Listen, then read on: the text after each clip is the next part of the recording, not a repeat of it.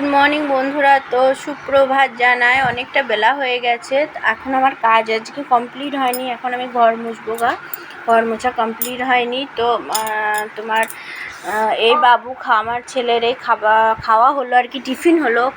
Tiffin করে এবার খেলা করবে, কারণ সকালে উঠে ওকে পড়াটা করিয়ে নিয়েছি, কারণ এত গরম আমাদের এখানে। গরমের চোটে না ও বেচারা পড়তে পারছে না, আর আমিও পড়াতে খুব কষ্ট হচ্ছে, মানে বিরক্ত লাগছে, কিচ্ছু ভাল লাগছে না। তো সেই জন্যে ওকে আগেভাগে পড়াটা করিয়ে নিলাম, নিয়ে তোমার এবার খেলা করবে, আর আমি ওইদিকে ঘর মুছবো বা সবজি কাটবো। আর কালকে রাতে দেখো মাথায় প্রচুর তেল নিয়েছি, শ্যাম্পু করতে হবে, এই আর কি। তারপরে ওর টিচার আসবে, বিকালে আসবে। এই বেলায় আসার কথা ছিল টিচার, তো বললো আসা হবে না, কলেজ যাবে, তো সেই জন্য বিকালে আসবে ফোন করেছিল। আর দেখো প্রচণ্ড ঘেমে টেমে একাকার অবস্থা, শরীরটাও ভালো নেই, পেটের অবস্থা, পেটটা কেমন ব্যথা হচ্ছে, মানে কি বলবো, শরীরটা ভালো নেই।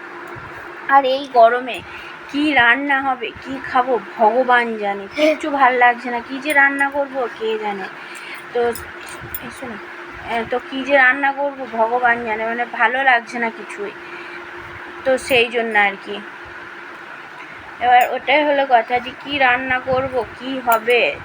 আর এত বিভৎস গরম না, রান্না করতেও কষ্ট আর কি, কিছু করার তো নেই, করতেও হবে, খেতেও হবে।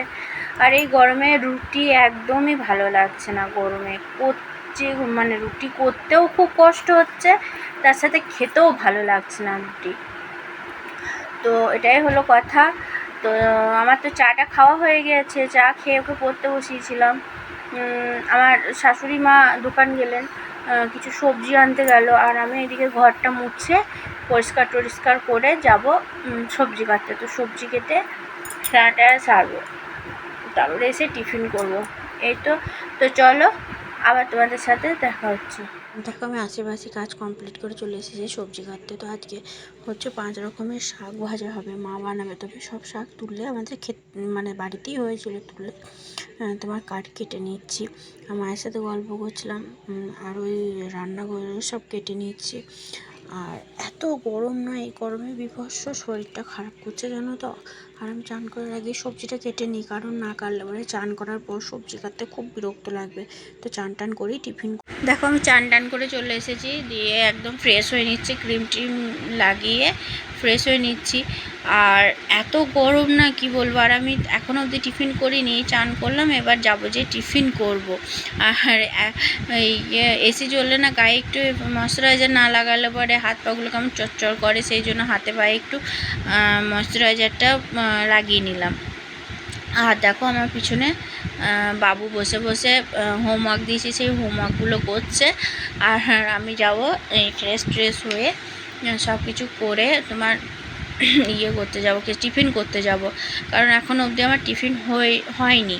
তো অনেকটা লেটও হয়ে গেছে এবার, সেই জন্য আর কি। তো বাবুকে বললাম তুমি বসে চান করার আগে ওকে কাজ দিয়ে গিয়েছি, তুমি বসে একটু হোমওয়ার্কটা করো, ততক্ষণে আমি আসছি, দিয়ে তোমাকে দেখে দেব। ও সেই জন্য হোমওয়ার্কটা করছে। গুড ইভিনিং বন্ধুরা। তো দেখো বিকাল তো পুরো গড়িয়ে সন্ধে নেমে গেছে, আমি একটু গাছগুলোকে মানে কাটিং করছিলাম, পরিষ্কার করছিলাম বলে তোমাদের সাথে বিকালবেলায় আসা হয়নি। তো সেই জন্য হয়তো পুরো ঘেমে কি অবস্থা। এবার যাবো গাছে জল দিতে, আর বাবুকে এসেছে পড়াতে। তো চলো এবার আমি যাই গাছে জল দিই। ফুল গাছে পুরো অন্ধকার হয়ে গেছে, হালকা আলো আছে। আর বাবুকে এসেছে পড়াতে, চলো। দেখো বাবুকে পড়াতে চলে এসেছে, ও টিউশনি পড়ছে আর দুষ্টুমি করছে। তো ও টিচারকে সাথে দুষ্টুমি করছে চরম। আর টিচারটা ওকে খুব ভালোবাসে, তো বলে মানে বকে না। আর ওর টিচার আমার বোন হচ্ছে, তো সেই জন্য মানে মাসি বোন আর কি এই সম্পর্ক। তো সেই জন্য টিচারকে একদম যা খুশি তাই আর কি। তো পড়াচ্ছিল, আর খুব সুন্দর পড়ায় জানো তো, ও টিচার খুবই ভালো পড়ায়। আর এই দেখো সন্ধ্যের দিকটাতে দেখছি প্রচণ্ড বিদ্যুৎ চমকাচ্ছে, ঝড় উঠেছে আর মেঘও ডাকছে প্রচণ্ড। কিন্তু লাস্ট অবধি কী হলো বলো তো, এত মেঘ ডাকছে, এত জোরে জোরে ঝড় উঠেছে যে লাস্টে 2-4 ফোঁটা বৃষ্টি হলো, হয়ে আর বৃষ্টি হলো না। কি বিচ্ছিরি ব্যাপার জানো তো।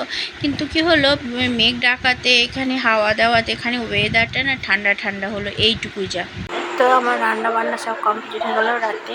তো এবার যাব ফ্রেশ হতে, আর বিছানা টিছানা করবো, ফ্রেশ হবো, তারপরে কাছে ছেলেকে খাওয়ানো।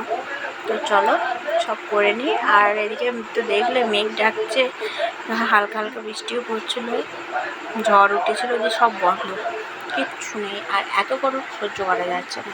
তো চলো আবার কালকে দেখা হচ্ছে। চলো আজকে কার মতন টাটা, রাধে রাধে, কালকে আবার দেখা হচ্ছে।